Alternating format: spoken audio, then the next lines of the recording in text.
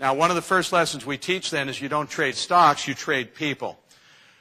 We obviously start off with green and red candles, and we want to talk about this for just a minute, and then I'll show you just a sequence of candles in a moment.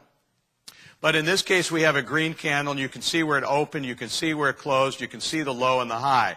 Obviously, if we got into this green candle and we're thinking we wanted to take a long trade, what kind of candle would we really want to see after this green candle? Another? Right, that's obviously what we'd like to see. So every case, the candle now becomes support and resistance. So the bottom of the candle, if we were to fall down below the bottom of the candle, would be breaking support.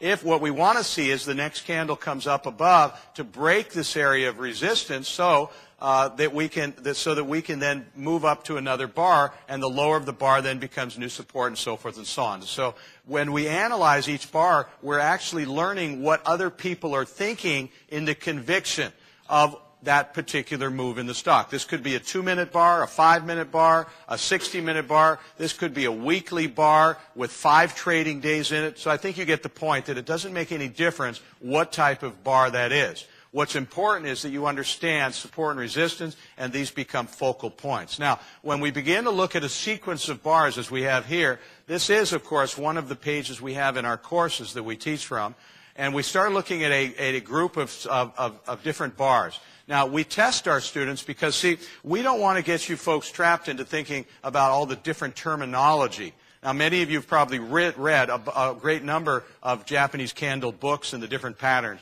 There's all sorts of things like doji bars and hammers and inverted hammers. And there's, of course, dark cloud covers. There's dark cloud covers with a mama holding an umbrella with rain turning to sleet and soon to snow. You know what I'm talking about. Now, some of those that I just mentioned are not true patterns, because I know some of you are writing those down saying, I knew I was missing that one pattern. It's not important what the pattern is. It's more important to understand the psychology of what's happening inside the bars in the pattern. Does that make sense, everybody? So once you can determine what the psychology of the bars are and what's happening, it's more important that you can identify that than to memorize every single type of description of a candle or pattern that candles create. So in this case here, would everyone tell me right now that number 2 is not bullish? Would you agree with me? We test our students in our very beginning of our classes. That is not a bull one, the candles. Obviously, this candle closed in the bottom 20 or 30% of its entire trading range, and we put these tests in our courses so that we can get people thinking, going, hey, Ron, that's not really a bullish candle. And I go, you're absolutely right. That's what I wanted you to tell me.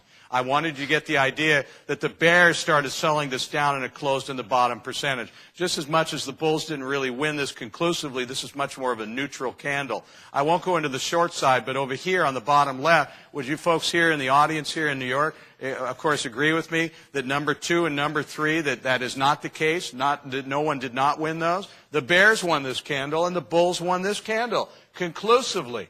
The bears crushed this candle. They won this candle. They closed in the bottom 2 or 3%. The bulls won this candle and drove it all the way up to the top. And I think you can see that. So by just simply understanding these rudimentary things, it becomes very much easier to be able to interpret candles. I've done this at a couple of workshops here in New York. I've done this online a few times, so I'll do it here just to have a little fun and maybe get a laugh or two. What's 7 times 7, everyone?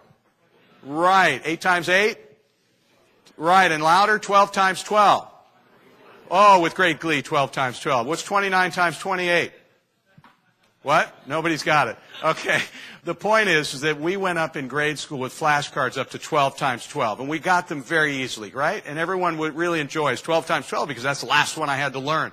I want to get it to the point to where I can hold up a flashcard and show you 2 bars, 3 bars, and you're going to go bullish, bearish, need to get out, think about getting out, lighten up my position, stay in the trade. And by being able to make those associations like we did on flashcards, within a very short period of time, I'm not talking years, I'm talking about weeks to months, you'll be able to learn, especially and easily, just 2 and 3 bar patterns to where you're investing and you're trading will improve incredibly. In fact, if you were to get into a trade long, right about where that 1 is, and the bar closed near its top like it did right here, at the very top of that bar, would you be happy, yes or no?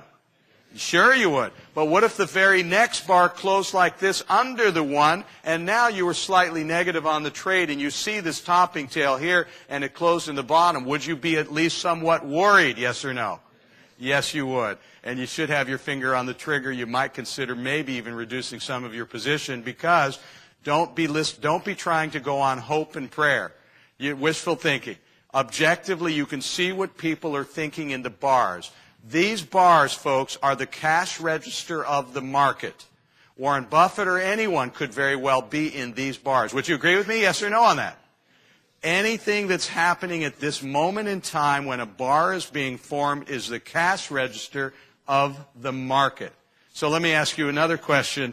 Okay, when we start talking about the cash register of the market and we have time and sales, what makes up every one of the 170 indicators work? We have moving averages, we have stock actics, we have the momentum indicator, which is the MOM 3, we have the DAD 17, we have the aunt and uncle. I'm just kidding about the last two.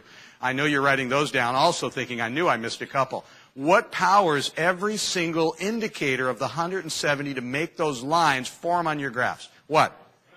Price and volume. If without price and volume, you will never get a moving average or any other indicator to work in existence. So the sooner you can identify price and volume and understand the relationships between that, the better you're going to make your investment decisions.